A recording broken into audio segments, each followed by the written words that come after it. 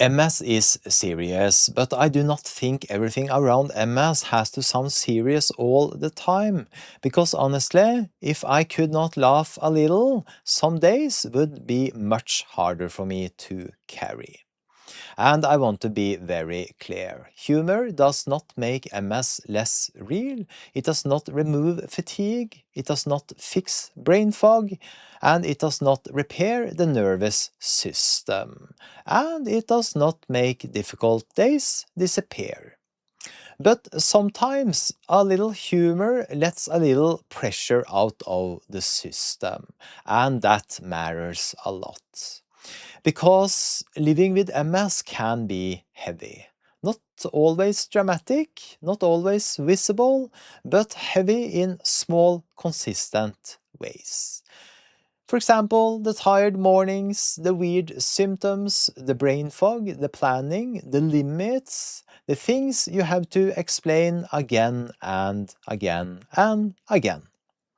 And if everything is always treated like a tragedy, then the disease gets to take even more space. And I do not want that. And that is why I joke sometimes about waking up feeling hungover without the fun part, very unfair system, about looking fine on the outside while my brain has about 47 tabs open and one of them is playing music somewhere, about my routines looking a little strange from the outside, about being a slightly intense Norwegian rowing Viking with MS. Because sometimes humor gives me a little distance. We are not talking denial, but distance. And there is a difference. Because denial says, this is not real. But humor says, this is real, but I refuse to let it steal every bit of light from the room. And I think that is incredibly important. MS Warrior has never been about pretending that MS is easy, because it is not. But it is also not about making everything dark all the time. And for me, the best place is somewhere in the middle. Honest enough to say, yes, this is hard, but still human enough to say, and yes, this is also a little ridiculous sometimes. Because life with MS is full of strange moments. You can be completely exhausted from doing almost nothing. You can walk into a room and forget why you are even there.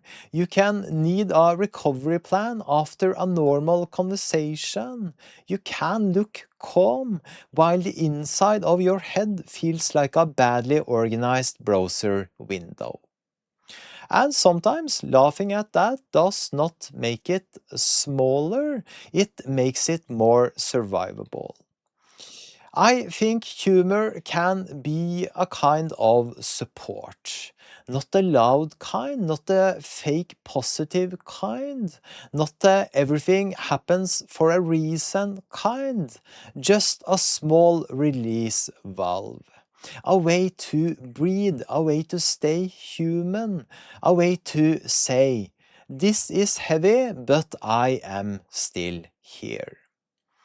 And maybe that is the point. I do not laugh because MS is funny, because MS is not funny. I laugh because I need all the tools I can get.